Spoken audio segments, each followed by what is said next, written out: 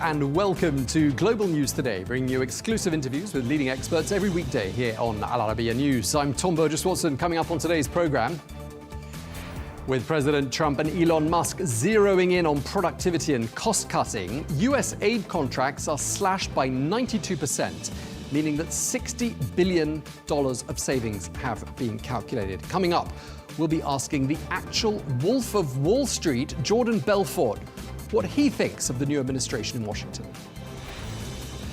Tomorrow, Ukraine's President Volodymyr Zelensky is expected at the White House to sign a minerals deal. Coming up, we'll be asking the former US National Security Advisor John Bolton what he makes of this.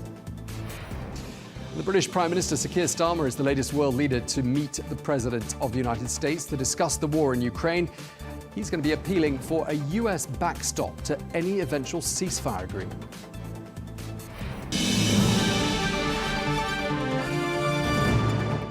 Hello and welcome to the programme.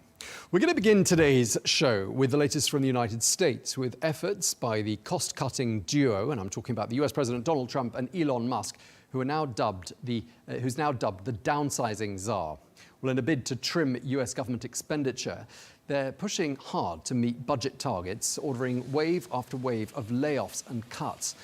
Meanwhile, Elon Musk has raised alarms over a major flaw in government transactions.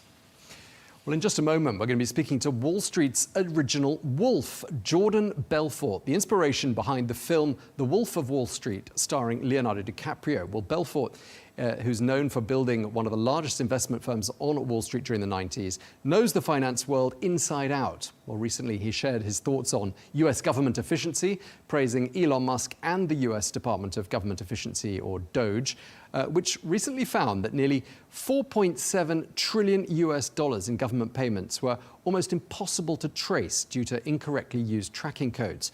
Well, Belfort, who has openly expressed his admiration for the US President Donald Trump, called the level of fraud and waste biblical, and he warned that without Musk's intervention, the United States could face bankruptcy. Well, before we speak to him, let's just take a sneak peek at a clip from the 2013 film The Wolf of Wall Street. My name is Jordan Belfort. The year I turned 26, I made $49 million, which really pissed me off because it was $3 shy of $1 million a week. We're making a name for ourselves. Nobody knows if the stock is going to go up, down, sideways, or in circles. How does this actually work? There's a big money sign. They get launched at the time they stick. This is their gift, okay? They're built to be thrown like a lawn dart. Stop. Okay? Safety first. Safety is first. We don't want to get a bad reputation.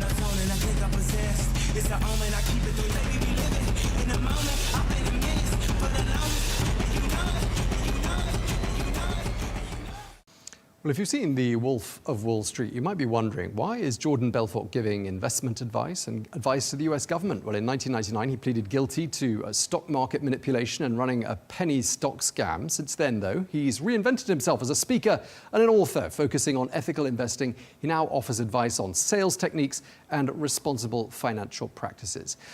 Jordan Belfort, the actual Wolf of Wall Street, thank you very much indeed for taking the time to join us from Miami. Great to have you with us. I mean, it seems My pleasure. It seems like you've really rebuilt your life. I'm assuming you've rebuilt your bank balance since the darker days of 20 or so years ago. What are you up to these days? Well, you know, as you said, I don't really give investment advice, so to speak, to individual people. Oh, sorry about that. Wait 1 second. I don't give investment advice to people, but I wrote a book on, you know, how people should invest, and it did really, really well. It was a bestseller. It's called The Wolf of Investing, and it was, you know, basic strategy that I think it's been proven over the last 50 to 75 years about like long-term investing versus speculating. So it's really about that. I'm also a big fan of Bitcoin, which I talk about in the book.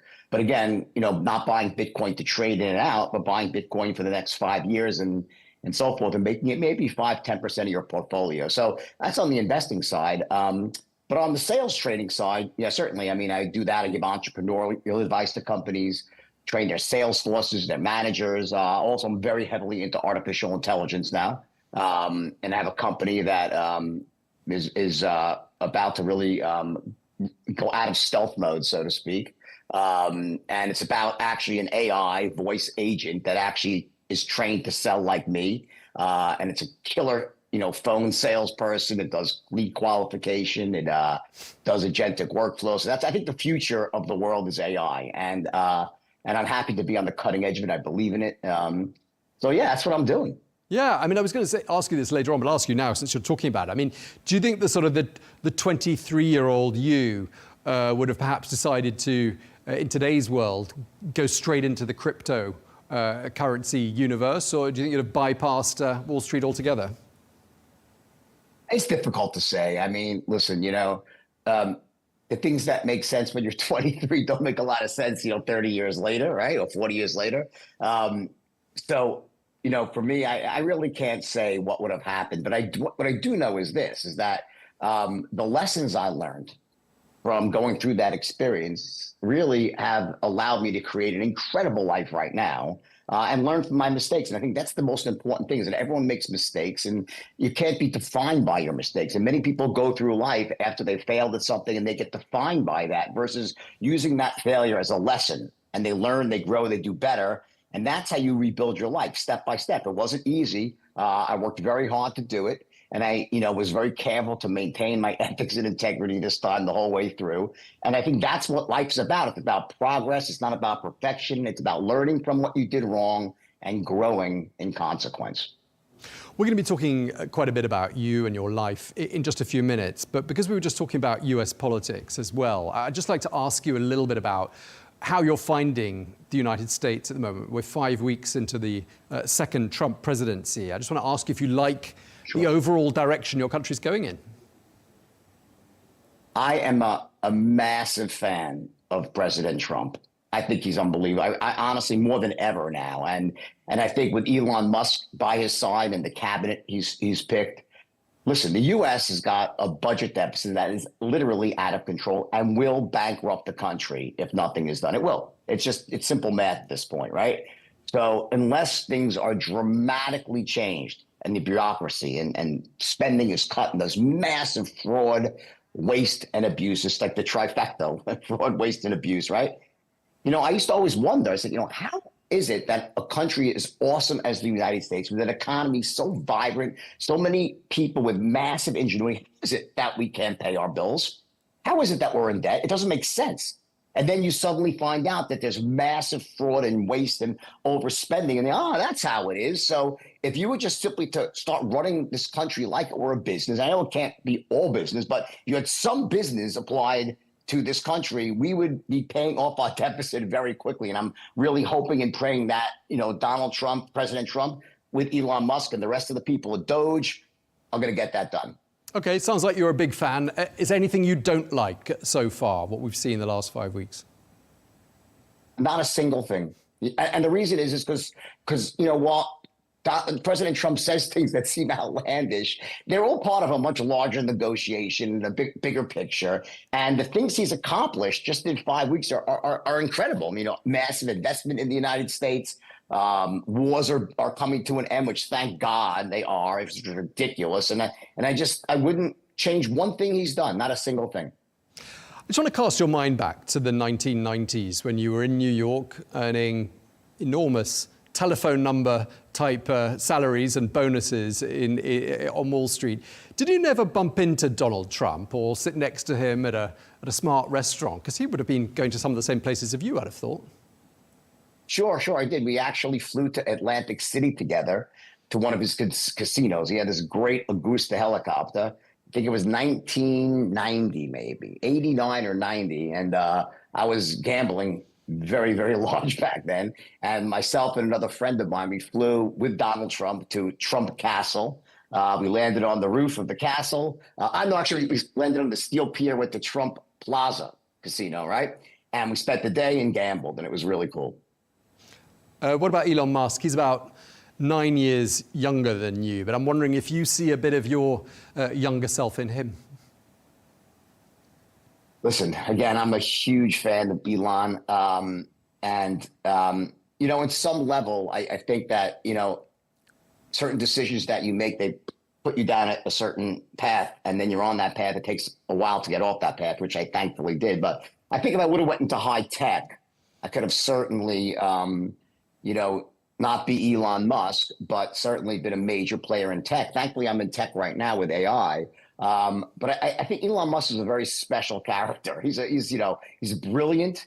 And the principles he uses to run his businesses, I agree with 100%. I really do. And, success begets more success. He's able to recruit the best talent in the world. So it's becomes a self-fulfilling prophecy. I love the way he sets these incredibly high goals, and he very often misses them. But it doesn't matter because, halfway to his goal is a victory versus people who are not very successful. They set goals that are on the lower side and they hit them. But what's that? It's mediocrity. So I love the strategies he uses to push people, to push himself. And and it's evident that he's the richest man in the world. Yeah, well, I mean, I'm surprised. Everything you've told me, the fact you've, been sort of slightly in Donald Trump's slipstream during the course of the last 30 years as well. You admire those two men, Elon Musk, Donald Trump. I mean, have you been in touch with them? And were they to say, Jordan, come and work with us, would you take up the offer? If I was asked, of course, I would take up the offer that served my country, but no one has asked me yet. All right. Let's talk about the film, The Wolf of Wall Street, and the book, which, of course, you wrote.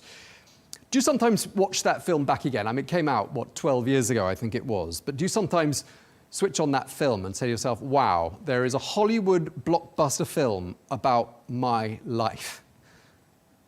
Yeah, I mean, you can't escape it. You just flick through the channels and it's on somewhere, right? I've watched it. I mean, listen, once a year, some of my friends want to watch it with me, and I love the movie. I love the first half of the movie. I love the first 80%. And then it starts to go downhill, right? You're like, oh, okay, time to turn the channel, right?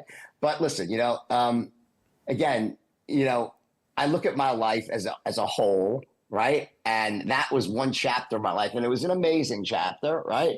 And it's who I am today. I mean, it made me into who I am today. The mistakes, the lessons, the pain, the drug addiction, all those things really serve to help me grow. And I'm continuing growing. None of us have stopped in growing. If we do, you're dying. So, but it was an amazing period of my life and an awesome movie. Some of my colleagues here in the newsroom were asking me to put this question to you. I mean, out of that whole film, what percentage would you say is fact and what percentage would you say is pure fiction? Like 90% is true, 10% is fiction. What's not true? Like, for example, there's a scene where I punched my wife in the stomach. I never did that. And that just never did anything like that. In fact, they asked me for my permission to put it in there because it was not factually true. And I'm like, yeah, whatever. I'm like, whatever you want to do. It's a movie. It's not, it's not everything is true. So that was one thing. What else? A lot of the things that weren't true had to do with the timeline.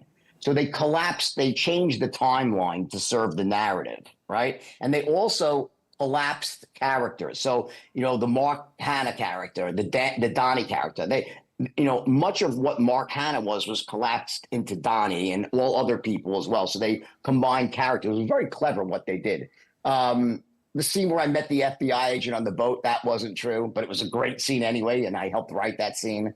But generally speaking, it was very true. I mean, I think the one business thing that was inaccurate is that, the idea was that we were taking companies that didn't really exist public, and that's just false. That was just the easy way of saying that we're doing something wrong, which we were. But it had nothing to do with bad companies. It had to do with manipulating the stocks of companies, which is not as exciting and a bit more difficult to explain. So, but generally the feeling, the craziness in the boardroom, the yacht sinking, the car crash on the quay, all of that stuff happened. Yeah, we've been looking at some clips while you've been talking. We saw Leonardo DiCaprio there playing you. I wonder if you liked the fact that he played your part. And I gather the two of you got to know each other quite well. Are you still friends? Yeah, Leo's a great guy. I mean, I chose him. That was my choice. It was between him and Brad Pitt, and I think that's a pretty great, little, thing to choose from, one or the other. And at the end, Leo came with Scorsese, so it was the perfect combination. And yes, we spent a lot of time together, about a year. And you see how incredibly talented he is when you watch the movie. He channels me really, really effectively. Let's move on from the film and the book and start talking a bit more about you and what you've been up to. Of course, you were ordered to pay back 110 million, I gather, US dollars to people you were deemed to have defrauded, or whatever the right word is. Have you paid that money back? Yeah, well, so here's the truth. The truth is it was not $110 million was an arbitrary number, because many people got back a lot of money. So the real loss was probably closer to 40 or 50 million. Still a massive loss, by the way, but it's not close. And you see that with every time they say, like with Bernie Madoff, it was a huge scam. 50 billion. It turned out to be 5 billion or 10 billion. In other words, they just have a top line number.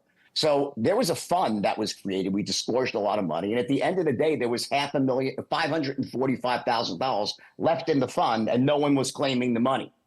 No one was claiming it. Since then, I still pay money, okay, for another 6 months or so into the fund, but no one, it's not going to people. There are no people claiming money. So that's the true story.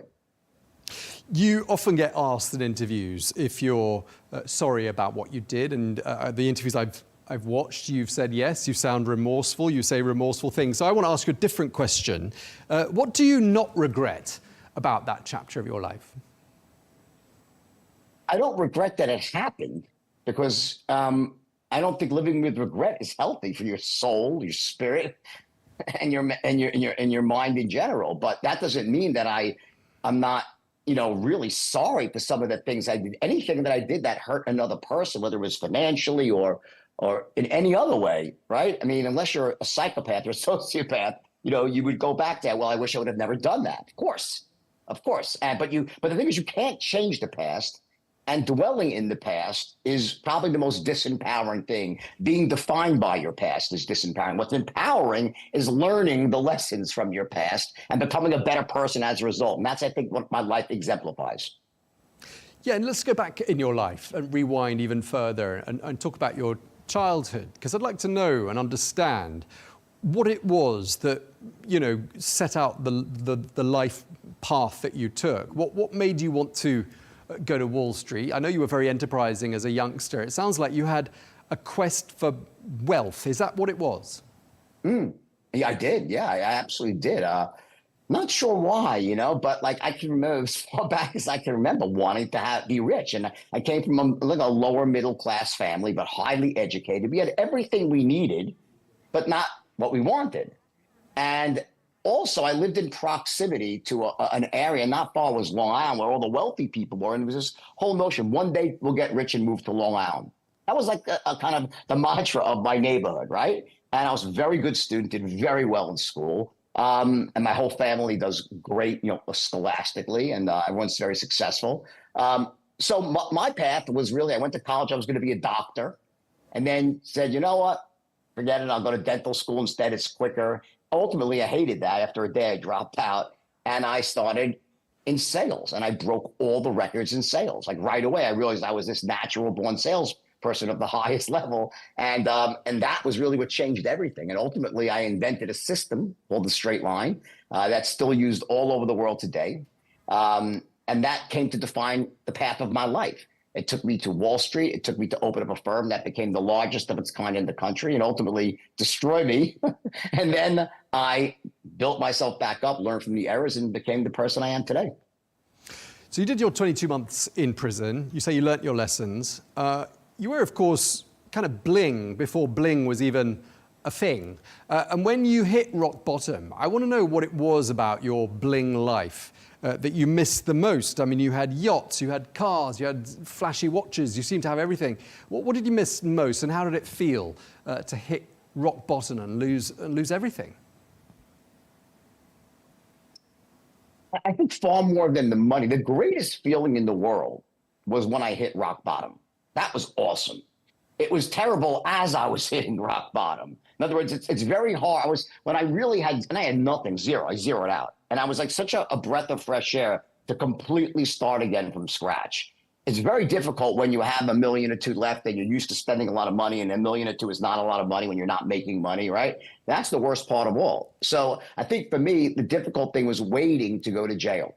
That was really the time that was most emotionally trying. Once I got to jail, I was like, great, I'll do my time. And then I actually taught myself to write in jail, and I came out and wrote this book. And it was very difficult. It took a year to write, but I learned a great lesson about delaying my gratification, spending the time to really work on something and create something that's really valuable to people. People wanted to read the book, and ultimately fueled this new life was the book. So I don't think that it was really losing the money. I always knew I'd make money.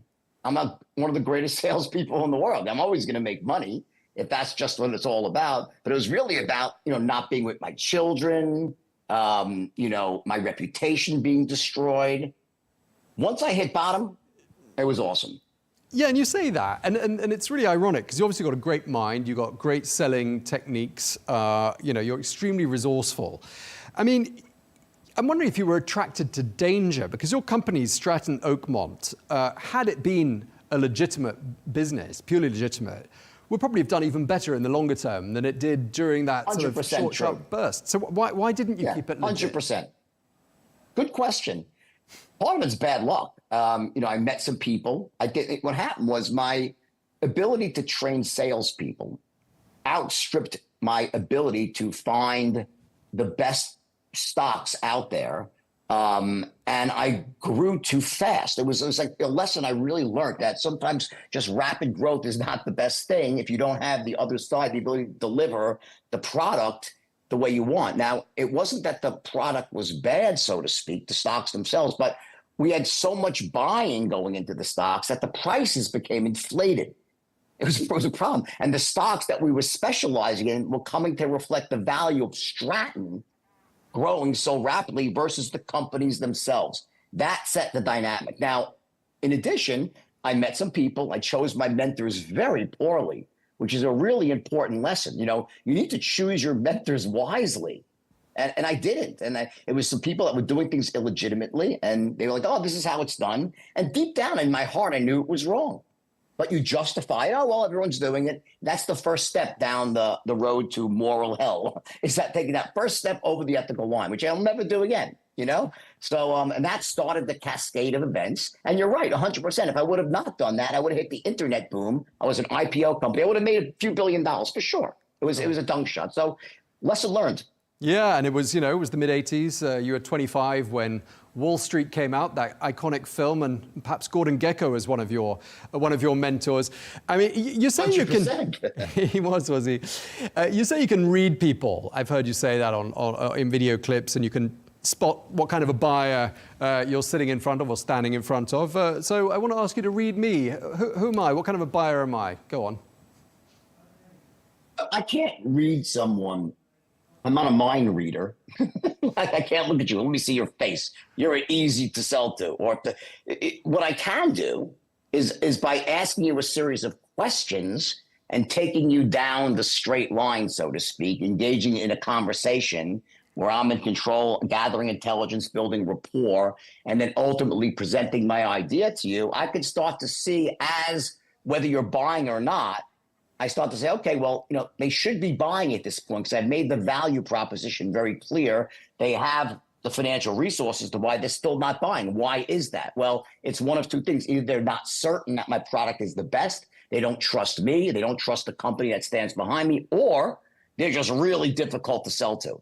And if it turns out that it's the latter, then there's strategies I would use to take someone that is very difficult to sell to and temporarily lower their threshold to take action. So it's really not about like mind reading. It's about simply following a system of asking questions, building rapport, and you'll very quickly see as the sale unfolds what type of buyer you're sitting in front of. And Jordan, I just wanted to ask you, I mean, first of all, do you keep up with a lot of the people you knew during those heady years of your company, Stratton Oakmont? Are you still in touch with those people? And I also want to ask you about building relationships with so much money sort of on the table and so much money at stake. I mean, presumably you had real trust issues with some of the people around you. Like wives? Maybe. I don't listen, here's the thing. My friends today from back then are my friends that were there before it happened. So I have like very close friends that were friends of mine when I was 2 years old and 4 years old that worked for me, but like we're still great friends. And of course, some of the people I did keep in touch with, not that many, but from time to time, whenever I see them around, and that's often, we always hug, hello, how's it going? Yeah, my assistant from back in the day, who was in the movie, she's a close friend still. We had dinner the other night. So yeah, I see the FBI agent Elias, a good friend of mine, the FBI agent that indicted me. We became very good friends. So I see and speak to him often. I mean, all of that was, what, 30 plus years ago? I mean, the world has moved on so much since then. I mean, things have changed so much. 34 years ago. Yeah. Started 37 years ago. Exactly. So we're coming up to 40 years. I mean, and, you know, think of how politically correct office environments are nowadays and things that, you know, we saw in that film. You wouldn't get away with those today, would you? No, I mean, I think the world is starting to shift a little bit back towards the center, thank God. But I think it's good that the world is not the way it was. And I think that's a function of many things. It's, you know, there is, you know, a society and progress is made in certain areas. I'm not a progressive, so to speak, right? But I think that there were things that were happening in the workplace that were not good. Those things didn't really happen at Stratton. Honestly, it was, if you asked any woman that worked at Stratton, no one was harassed. No one was taken advantage of. It was just a party for everybody. If someone harassed a woman, probably 10 guys would beat them up. It was not like that. It was no like Harvey Weinstein insanity. It just didn't happen like that. But there was things going on that by today's standards would be like, what the hell? I mean, it's like insane. But I can assure you back then it seemed perfectly normal, especially within the four walls of the boardroom. You know, that's the truth. What was the maddest anecdote you can remember from those that party time at Oakmont? I can't speak to that on this channel. Let's move past. That's the one question I won't answer because I don't want to shock your viewers. So let's move on.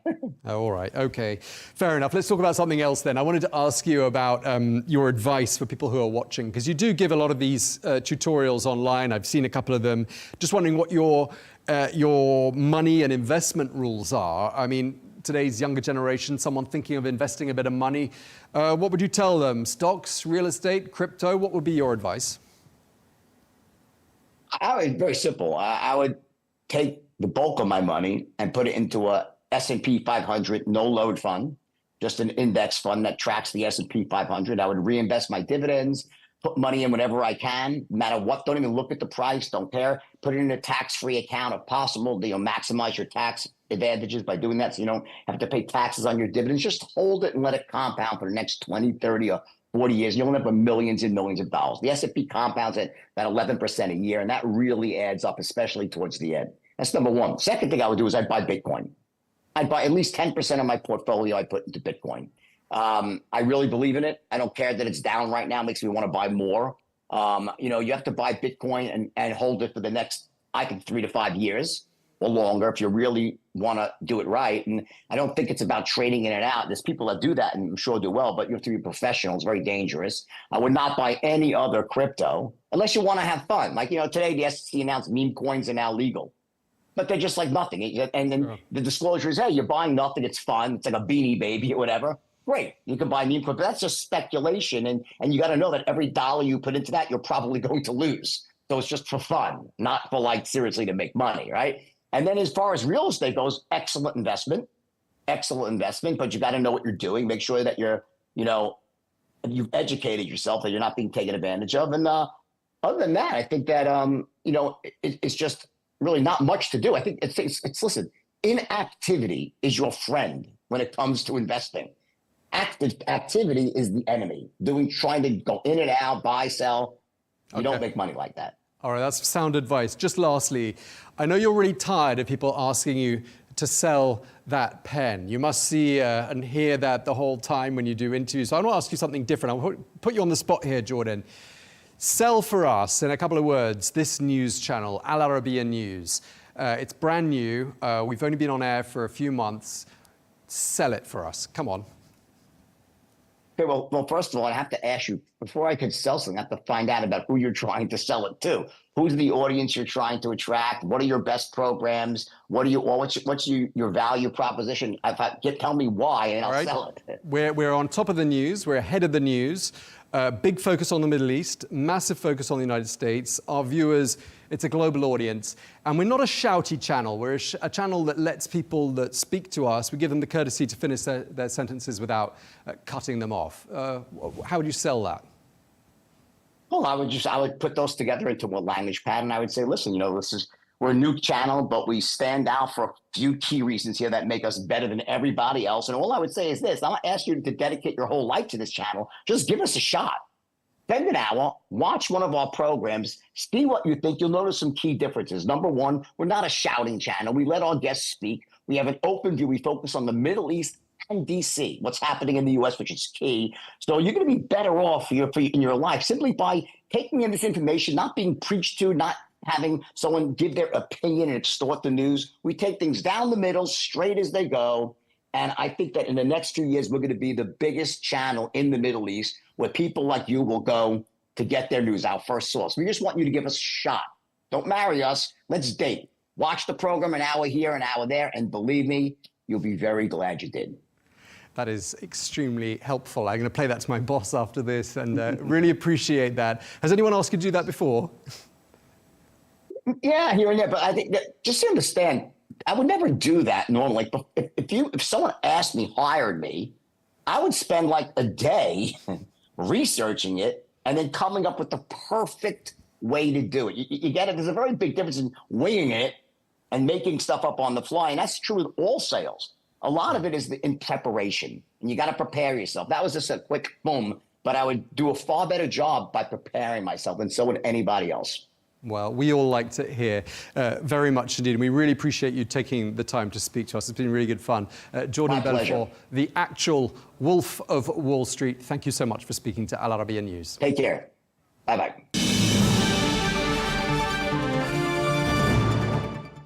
Well, as the US President Donald Trump prepares to host the Ukrainian President Volodymyr Zelensky at the White House on Friday, he made it clear in one of his first cabinet meetings that Ukraine could forget about joining NATO. This was a key demand from the Russian President Vladimir Putin. Well, President Trump stated that while Putin would have to make concessions, NATO membership was off the table for Ukraine. I don't want to start right now, but I can tell you that NATO you can forget about. I think that's probably the reason the whole thing started. And I think, JD, we can say that. Do you have a statement on that? You've been very much involved. I gave him the beauty. Well, for more, we're joined by another special guest for today's program, Ambassador John Bolton, the former US ambassador to the United Nations and former national security advisor under President Trump during his first term. Ambassador Bolton, it's great to have you with us once again here on Al Arabiya News. This week marked the 3-year anniversary of the war in Ukraine. You said earlier on this week that you think President Trump has effectively switched sides when it comes to this war. What's your thinking behind that comment? Well, by the statements that he's made about Volodymyr Zelensky being a dictator and yet refusing to characterize Putin as a dictator, he's named the wrong person. He has said, and many of his top advisors have said, they think that Ukraine provoked the war. They don't think it was a war of Russian aggression. And perhaps most visibly, the United States voting with Russia and Belarus and North Korea against a European resolution at the UN General Assembly condemning Russia's aggression against Ukraine. So the U.S. on one side, all of its NATO allies on the other side, unthinkable for any other president, really an embarrassment for the United States. Yeah, okay, so that must have been a massive shock to you as a former US ambassador to the United Nations. You know, you are saying, in a sense, that President Trump is capitulating or surrendering to to the Russians. But let me put it this way. I mean, a lot of people we speak to say President Trump is trying new methods to address old problems. How do you respond to that? Well, look, you can always achieve peace by surrendering. There's no doubt about it. That's not a new method, but it's one that you've seen in history. Trump supporters have a lot of ways of trying to explain what he says. It's all bargaining, you know, it's just doing it for effect. But the real problem is he doesn't have an overarching national security strategy or philosophy. He doesn't really understand what's at stake. And by comments he's made, such as saying that that Ukraine will not be restored to its full sovereignty and territorial integrity, that Ukraine will not be offered NATO membership, that the U.S. will not provide security guarantees in a post-settlement environment. All of these are Russia's positions, and he has given them away without getting anything in return before the negotiations even start. So for somebody who wrote The Art of the Deal, you'd think you would understand one basic point is don't give away the store before you've even begun. And yet that's what he's done. The only complaint the Kremlin has about what Trump has said is they're probably kicking themselves for not having asked for more earlier, because they likely would have gotten it. What do you think all of this means then for the NATO alliance, given that, as you say as well, Ukraine has been told that it's very unlikely to be joining that alliance, and it's heard that from Washington? It's a very bad sign. I think it would be a catastrophic mistake for the U.S. to agree to a settlement that left Ukraine vulnerable. You know, the West as a whole, the entire NATO alliance, didn't perform well in 2014, the first time Russia invaded Ukraine. And that was a basis on which the Kremlin could conclude that they could probably do it again and get the same reaction. So it just shows that appeasement ultimately doesn't work, and we're paying the price for it now. An inadequate settlement here would simply give Russia time to repair its badly battered armed forces, try and get its economy back in better shape, and then come back in 5-6 years once again for a third invasion of Ukraine, or to go after other former republics from the Soviet Union, all in aid of Vladimir Putin's stated objective, really, of recreating the Russian Empire. Okay, President Trump is due to meet Volodymyr Zelensky, the president of Ukraine, tomorrow at the White House. You've been in President Trump's inner circle. What do you think he really thinks of Volodymyr Zelensky? Well, I'm sorry to say he doesn't like him. He has not had good relations with Zelensky since the famous perfect phone call in the summer of 2019 about where Trump essentially threatened Zelensky with to withhold American security assistance if he didn't cooperate in looking into the allegations about meddling in our 2016 presidential elections. Trump often says he believes that if he has good relations with a foreign head of state, then the U.S. has good relations with that country. Look, personal relations are a part of it, obviously, but ultimately matters of state are determined by national interest. And Trump really doesn't understand what America's national interest is. Vladimir Putin, whom he considers a friend, knows what he thinks Russia's interests are. Zelensky knows what Ukraine's are. But because Trump thinks he's Putin's friend, he doesn't realize that actually Putin is manipulating him. But he's Putin's friend, and he's not friends with Zelensky. That's bad news for Ukraine. Okay, what about the British Prime Minister who's at the White House today, Sir Keir Starmer? Is that a relationship you see working?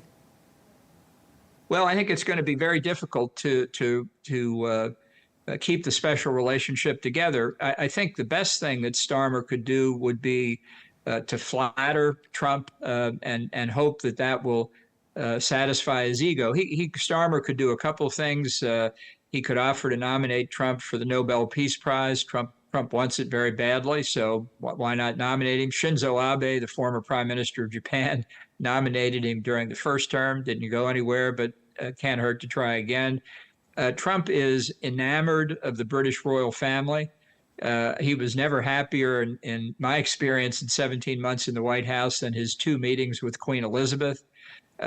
So I think if Starmer were to offer a state visit where Trump could meet now King Charles, met him when he was Prince Charles, at Buckingham Palace, I think that would go a long way for the United Kingdom. Okay, well, maybe a state visit will be in the offing. Of course, there are some people in the British Prime Minister's cabinet who've been rude about President Trump, and he's expressed irritation at comments that they've made in the past. I mean, as someone who has known Donald Trump well, who's currently not on the right side of Donald Trump, but in the past has been on the right side, and you're not alone, and people do come back into the fold. Do you see him as someone who mends fences and patches things up when there's a relationship that's gone sour? Well, there's one certain way to get back into Trump's good graces, and that's to kiss his ring. And so if Foreign Minister David Lammy is prepared to do that, I think all will be well. Trump is totally transactional and looks out for not the best interest of the country, I think, but the best interest of Donald Trump.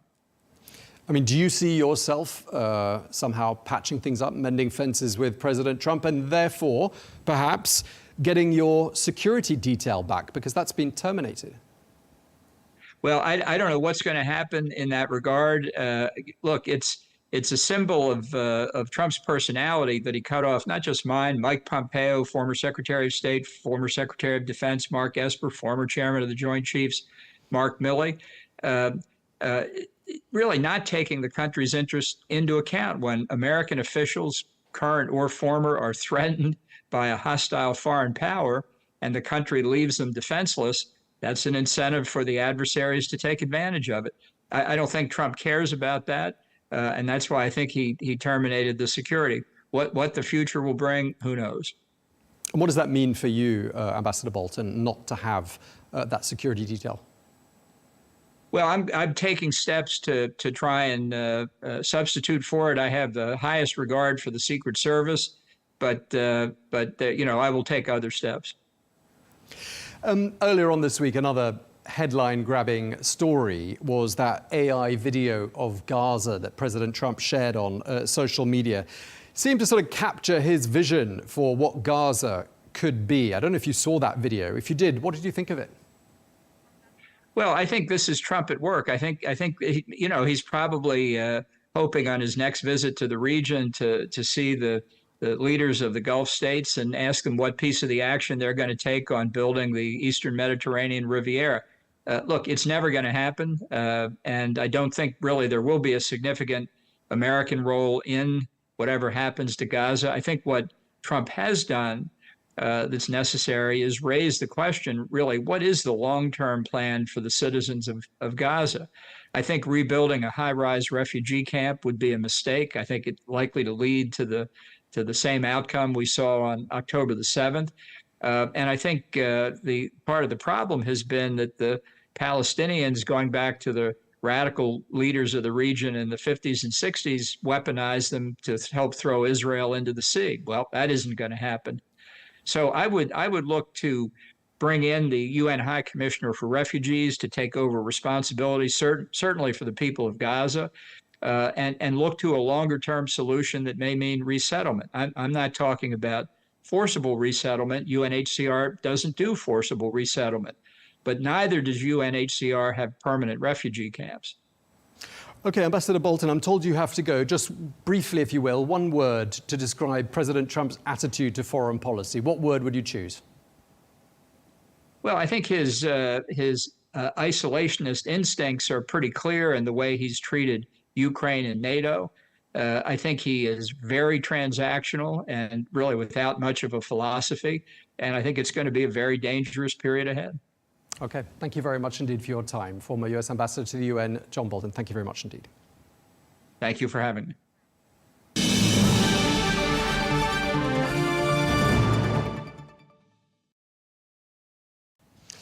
So that is what President Trump's former national security advisor turned critic John Bolton has to say. Let's get some different opinions now. We can listen to what the Vice President, J.D. Vance, had to say about those who accuse President Trump of conceding to Russia.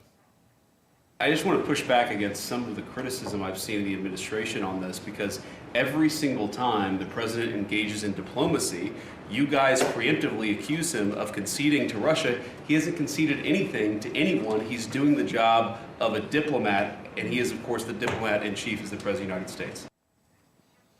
Okay, the US Vice President hitting back there. Well, let's get some more analysis. We can speak to Scottie Nell Hughes, a Republican strategist and political commentator who joins us from Nashville. Scottie, it's great to have you with us once again here on Al Arabiya News.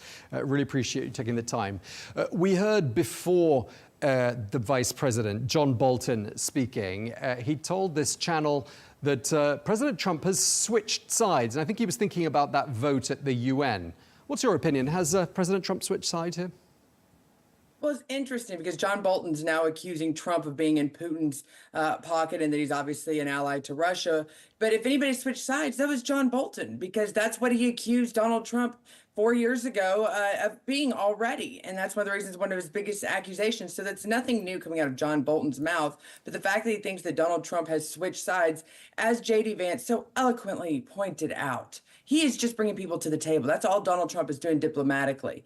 And at this point, Trump has said since day one on the campaign trail is that he wanted to end the war. He wanted to end the coffins that were covering home, that were covered in flags. And he wants to bring peace to the situation, whether you're talking about the Middle East or you were talking about the Russia-Ukraine crisis. And this is how Donald Trump is doing it this week. I mean, some people say it's very well for President Trump and his allies to hit back at John Bolton. But let's not forget, John Bolton was propelled onto the international stage by Donald Trump himself, who relied on him for national security advice for 17 months, Scottie. Well, and I think that's the reason why we're seeing such dramatic appointees this year is Trump realized that he was given very bad advice in his first administration. He appointed some of the very snakes that took him out into the Oval Office, John Bolton being one of them. But John Bolton has always been a long-term neocon in his long years of service that he had in the United States. It should have been no surprise that he was going to turn on Donald Trump once he realized that Trump's main interest, as he stated so accurately, was that he was going to put America first when it came to international conflict. So John Bolton had a long history of proving himself that there wasn't a war that John Bolton did not like and did not like the United States to be involved in. And nobody's ever questioned why that is. But to your point of saying that he used to advise Donald Trump, I think that's why you're seeing such dramatic appointees such as Pete Hegseth and even J.D. Vance as vice president this go around is because he made such poor choices and took bad advice the first term. But weren't you surprised to see the United States siding with Russia and against nearly all its European allies at the United Nations, backing a resolution that simply called for a swift end to the war, that didn't insist on Ukraine's territorial integrity? I mean, what's that all about? Well, I was not so, and first of all, let me correct the record. Donald Trump did not side with Russia, no more than Israel sided with Russia. What they sided with is peace and bringing absolute fairness to the table when it brings everybody to debate. There's no surprise. The EU has been, for some reason, not stepping up in this conflict. And I think Donald Trump, one of the reasons why the American people sent him to the Oval Office was not only to end the war, but stop the bleeding of the American taxpayer dollars that have been unaccounted for in this crisis. And that is what Donald Trump is trying to do. I think it really infuriated Trump when he found out and he was told, and we have it on record, Zelensky saying that it was a grant, that they were not intending to pay back to the United States until Donald Trump has started to hold his feet to the fire. And yet the EU is going to get paid back with some of the rich minerals of Ukraine. I think when Trump heard that, he realized, and then he also realized that at one point, Zelensky 2 weeks ago was ready to come to the table, was ready to bring peace to the region. And then when the EU came in and said, no, we'll keep financing this war if the United States backs out, I think at that point, Donald Trump is having to come in and truly put all the cards on the table and push things where in the past, the previous administration was very much a coward to do so. Yeah, but I think where the Europeans are coming from is that they've given as much, if not according to some calculations, more by way of financial assistance to Ukraine collectively than the United States has. That's one thing. The other thing is that President Trump's been putting cards on the table before the negotiations have even started, like saying, okay, never mind about Ukraine membership, NATO membership for Ukraine. That's not going to happen. Ukraine's territorial integrity, let's not spend too much time on that either. Let's give up that territory to the Russians. I mean, all these concessions to the Russians, but what on earth is he getting in return? Okay, well, first of all, the EU has spent nowhere near the $256 billion that the Americans have promised over the past few years. And even Zelensky has admitted that he doesn't have that money accounted for.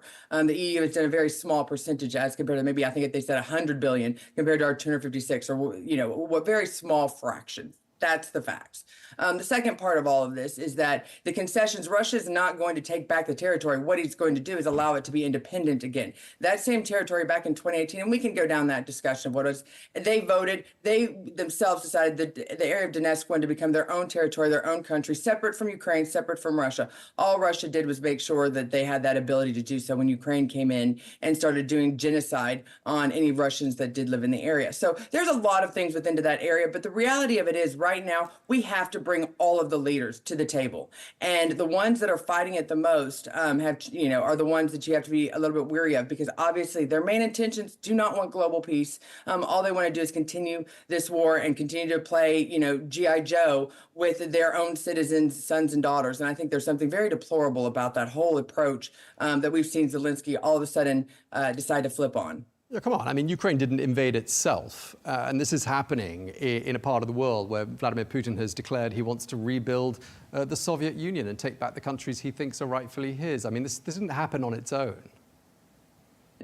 Vladimir, okay, like I said, we can debate this whole issue, but Vladimir Putin has never said that he's going to try to take back over Europe, or he's going to try to. That's that fear mongering, that gaslighting that tries to keep this conflict going. Vladimir Putin, literally, all he said is that I do not want Ukraine to be able to join NATO, so that there's not missiles 300 miles from Moscow, something that every country would not want to have, on their borders as well. But ever since this crisis has started, there was no end game, and I think the United States is tired of having these wars like we've seen in Afghanistan, like we saw in the past in Vietnam, South Korea, where we have had to continue to be this police state and pouring money into it, into this just never-ending bottomless pit. And that's what I think a lot of Americans have seen Ukraine about to be able to turn into. And so they're just shutting off the spigot while we still have that ability to.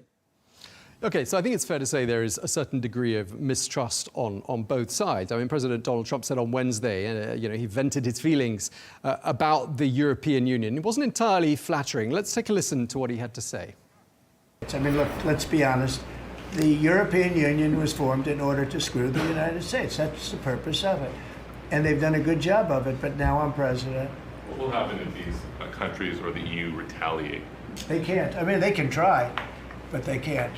We have made a decision. We'll be announcing it very soon, and it'll be 25%, generally speaking, and that'll be on cars and all of the things. And European Union is a different case than Canada, different kind of case. They've really taken advantage of us in a different way. President Trump speaking there. I mean, Scottie, Europe has been a long time US partner and ally. I mean, do you think that's no longer the case? Well, I think, if you want the same intentions, but Donald Trump is approaching this like a businessman, not a politician. And, when you look at who has the EU, as America has continued to go into trillions of dollars in debt, has the EU really been a supporter and a partner of the United States when we've had our own crises in our border? If they were so much of a partner of us and trying to encourage us, and it was a mutually fair relationship, why do we continue to send U.S. aid over to all of these other different countries for just absolutely ridiculous projects, from transgender issues to cosmic books, all of those sorts of issues? I think it's really been a long time that the EU and America, while we might like good on paper, even Britain itself, the UK, voted to separate itself from the EU because of the type of toxic atmosphere that's become. There's so much conflict within the countries within the EU right now that you see these type of pop-ups, you see different resolutions of different people running for office not being able to assume office after the people put in. I think the EU needs to focus on itself and get its house in order, just like the United States needs to focus on itself, get our house in order. And once we have ourselves back into what I consider to be a good working position, then we can start to work again with each other. And then we can start to have these conversations. But right now, I think you're dealing with two countries that have a whole agenda of the past that is really starting to try to weigh it down. And there's certain leaders that are popping up, like Donald Trump, trying to set the record straight. Well, the Russians must be delighted, and talks between the Americans and the Russians are taking place, I think, as we speak, at the Consul General, the US Consul General's residence in Istanbul. I mean, where do you see this relationship heading to now between Moscow and Washington? Well, make no mistake, there's no president who's put more sanctions on the Russian Federation prior to Biden than Donald Trump. Biden just built on top of those, did not take any away. Trump is going to look at this as mutual respect. We're still dealing with the country that has the largest nuclear arsenal in the world. In fact, you add up everybody else, and you're still not even going to get to that number with the United States if you add up the United States and their allies. So it only makes sense for the good of future generations that we bring peace to the table and that we bring mutual respect. We do show, strength at the table, but so does Vladimir Putin. And so I think both have the end game of wanting to not only decimate the global economy, which is what would happen if we go to war, but more importantly, bring peace to the regions instead of having this constant conflict that, if you let it to Vladimir Zelensky in the EU right now, seems like would never be ending. Yeah, I mean, with regards to this sort of the animosity towards Brussels that we've been hearing from the new administration in Washington, I mean, we've heard, for example, the United States saying that the EU cannot retaliate against EU tariffs. In fact, Donald Trump said that, but they can, in fact, because I mean, the EU is the largest trader of manufactured goods and services in the world. It's home to 450 million people, and if you include the UK, who's having to choose now between Washington and Brussels for its alliances, it's like 500,000, which is the combined population of Russia and the United States. I mean, doesn't the United States need Europe to a certain extent? I mean, that's a lot of consumers for US products out there. Well, and that's the issue. We shouldn't need anybody. No country should have to need another country for existence. But all that the United States and Donald Trump is doing is asking fair trade. You put tariffs on us, we're going to put the exact number back on you. I don't understand why there's a problem with this. If those conversations lead to tariffs, then the conversation should be, for so long, the United States has literally just rolled over, and they've paid to play for diplomacy in some of these countries. Those days of paying for power by the United States is done. I think now it's going to be a mutual respect thing. I think Donald Trump realizes that the whole, we need everybody rises together, and that's not by downplaying anybody at this stage. And so if the EU can rise with the United States, great. But at this time, while I don't want to in any way disrespect the people that live in Europe, it's absolutely a beautiful area, beautiful region. Economically, national security-wise, really has not been that big of a benefit to the United States, and yet we've continued to stand by their side time and time again when they've had attacks. So I think Donald Trump he realized also in 2020 that a lot of those EU leaders did nothing to stand up for him and did nothing to work with him. And the second that he was out of office, did everything they could to slander him and to shut the door in his face. He realized that they were not his friends, that he was given bad information. So I think at this point, Donald Trump is saying, I'm going to act like a business, and the United States is going to be back in business, and we're going to live by the golden rule. Do unto others as you would have them do unto you. Something that has not been missing, that was missing from the past administration. Instead, it was more like roll over and play dead. Marco Rubio, US Secretary of State, told Fox News yesterday the NATO alliance is, quote, not in jeopardy. Do you think he'd have said that if it wasn't perhaps under threat in some way? Well, I think just like Trump did in his first term, he is looking to every member of NATO to pay their fair share, to raise their standards. Some of them have risen up since Donald Trump. Some of them backed off under Joe Biden.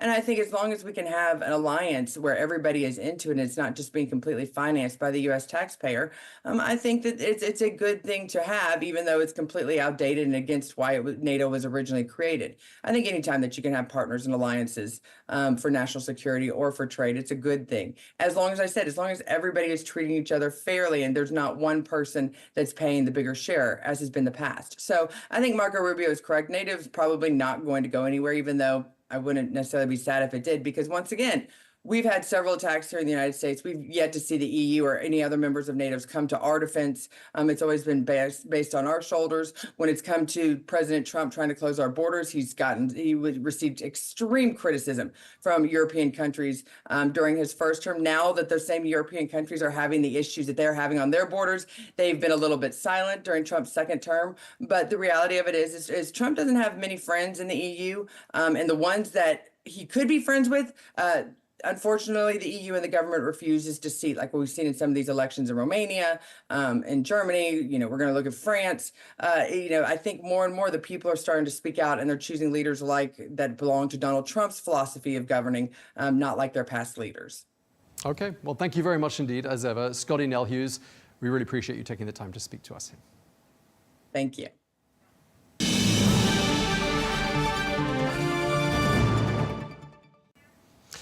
President Trump says it is for Europe to provide security in Ukraine if a peace deal is agreed. Well, this, of course, as the British Prime Minister Sir Keir Starmer visits the White House today. Well, President Trump has proposed the US extracts rare earth minerals in Ukraine, as well as other minerals, as part of a repayment deal for previous US security support during the war. But Kyiv says it has received far less than that from the United States in aid, and that the deal lacks the security guarantees that it needs. Well, for more analysis, we're joined here in the studio by Riad Kahwaji, who is Al Arabiya's military affairs analyst. Great to have you with us once again, Riad. The British Prime Minister is visiting the White House today. What message do you think he brings with him? Please don't do it. Basically, there are fears growing in Europe that the plans they had for the past 3 years in engaging Russia and the Ukraine war is going to be upended with whatever plans President Trump has in place with a deal with Russia and this agreement with Ukraine. They are concerned that this agreement is going to give up Ukrainian territory to the Russians, is going to weaken the position of NATO and Ukraine in this whole scenario right now in Europe. So the Prime Minister is now in Washington to find out how true are these fears and speculations and whether he can do something about it. Yeah, and what he can do about it, I think President Trump will want to know, is can the British provide troops, for example, peacekeeping troops eventually in Ukraine? Is that something that you think is realistic? The UK today has a total armed forces of about 185,000, according to many of the sources out there, give or take. So this is including the forces serving on the bases abroad. So the UK military has been quite efficient in using the 185,000 troops in protecting the island, the homeland, and in manning the other, expeditionary forces and bases abroad. So are we talking about a few hundred or a few thousand? It makes a big difference here. UK and all of European countries have a big shortage in manpower. They have gone on this policy of shrinking the armed forces since the end of the Cold War. Now, after the Ukraine war broke out, they all went into a state of panic, facing reality of having a much too shrunk of forces, and they've been, frankly, depending a lot on the US muscles in filling this gap. Now, I think a lot of European countries have decided to increase defense spending to have more power. So for now, the big question here, how much is the UK expected to send to Ukraine in case it's required? It's going to be very challenging for the UK to do so, and definitely the UK will have to increase defense spending to be able to accommodate all this and the other challenges coming ahead. Yeah, I mean, ahead of this visit, the British Prime Minister said we're going to increase defence spending from 2.3% of GDP to 2.5%, then 3% by the year, well, from 2027 onwards. I mean, that's obviously going to please Donald Trump to some extent, but is it enough? Well, it's not just to please Donald Trump, it's also to face reality. What if the US continues or goes about carrying out the threat of reducing the size of US forces in Europe? Who's going to fill this gap? The European countries will have to do so. The UK will have also to be more dependent. The challenge in Europe is that you need to have bigger armies, especially when you have Russia as a threat. It's a different story when dealing with like China, where you have to have bigger navies, for power projection. It's more of a naval maritime confrontation. But in Europe, you need to have bigger armies to deal with a rising threat from Russia, and this is quite challenging, and definitely it will need this steady rise in defense spending. In terms of this special relationship that people talk about a lot between the British and the Americans, it's been there since the Second World War, this transatlantic relationship. Do you think it's alive and well? this is very much based on ideology, where from World War II, after World War II, this regime that prevailed in Europe and globally, where we had a global governance dominated by the liberal democracies and the US at the center of it. This was the transatlantic relationship that was manifested in the Allies in World War II and then in the Cold War that followed, where it emerged triumphant. And this was ideology of the liberal democracies. We have the theory of the unipolar world, where the US, with its liberal democracies as the allies, that make the US as a superpower. Now we have a president who does not look at the world in an ideological way. He looks at it in matter of a neo-realist approach, where it is all about security and self-interest. US first, America first. This is where is going to be undermining this understanding that prevailed in the post-Cold War. And we're going to see a return to the idea of imperialist way of thinking, where under the pretext of security, national security, we can do land grabs, we can have controls on like Greenland, Panama, and all this talk. This is where it comes from, where it is the interest, the security, national security interest will dominate instead of thinking as a group of liberal democracies facing or having these values prevailing globally and dominating the global governance. And where does that leave NATO? Where does NATO fit in, do you think, to President Donald Trump's priorities list? Well, for President Trump, that he doesn't see it as fair that the US is providing all this for nothing. And he looks at it in very much like, as a trade-off.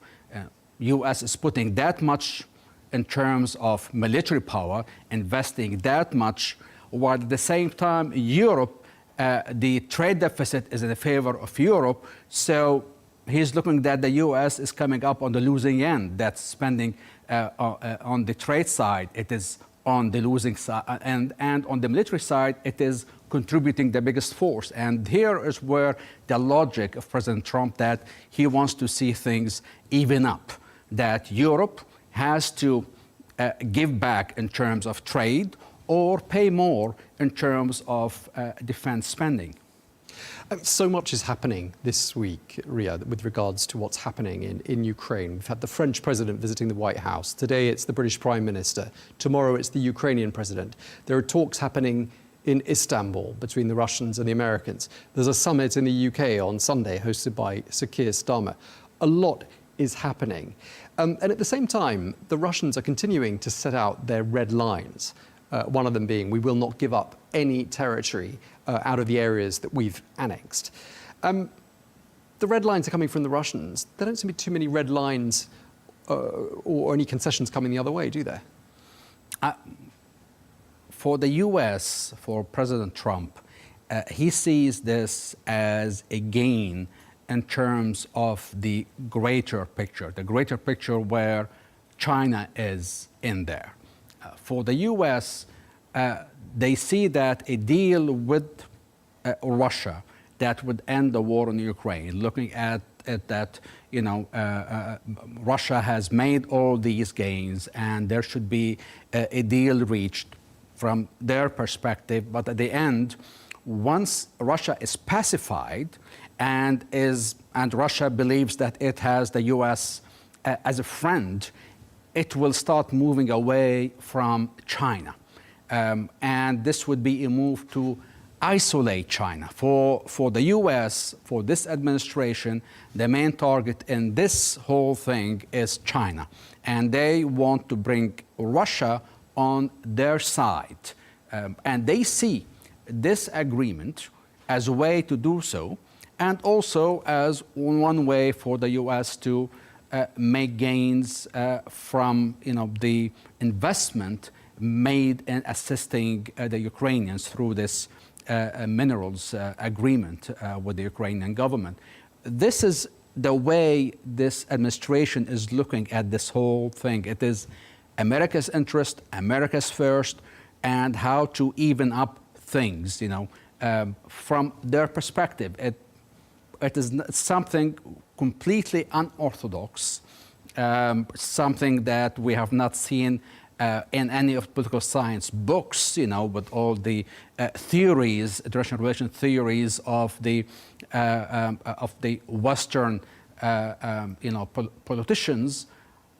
It is a whole new approach, but it is what it is right now, and I think Europe and everybody else will have to deal with this situation where now we have a more of neo-realist presidency in the White House that is managing things, and everybody will have to reshape, redo their foreign policies, their national security policies to accommodate this new reality. But do you really think that America's allies, if we can still call them that, will agree to a deal that is very favorable to Russia, quite favorable to the United States, in form of that minerals deal that we talked about? But what about everyone else? What about the Europeans who've given plenty of aid, plenty of military assistance?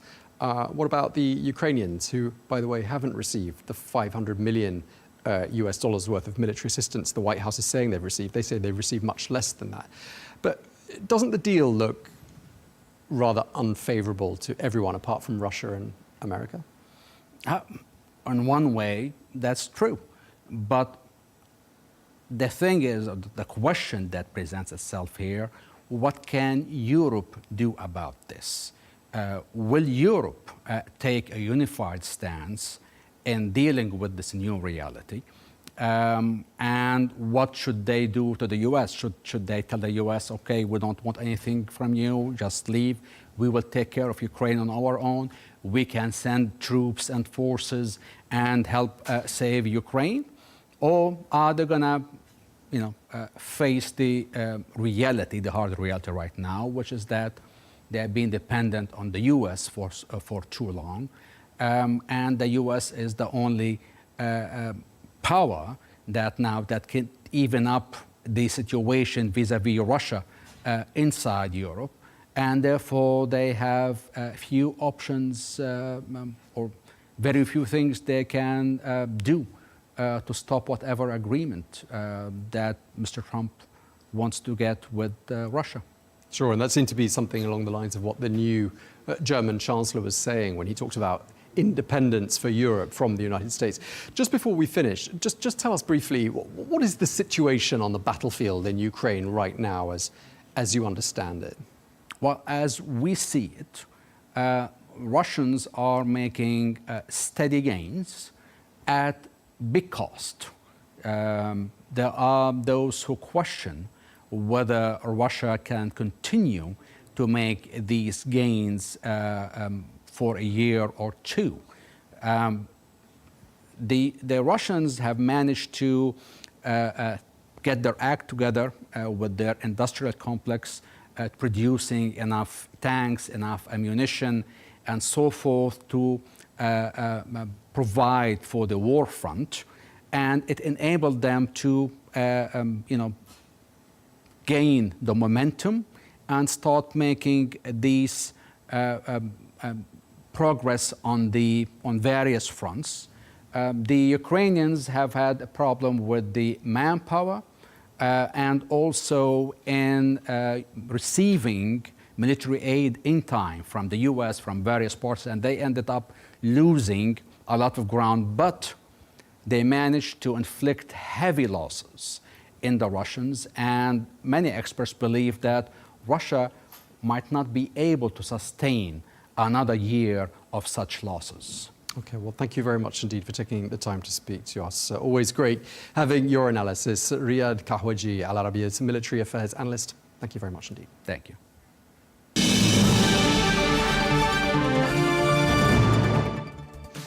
Well, that is all we have time for on Global News today. Thank you very much indeed for watching. Be sure to join us again tomorrow for more exclusive interviews. Until then, bye-bye.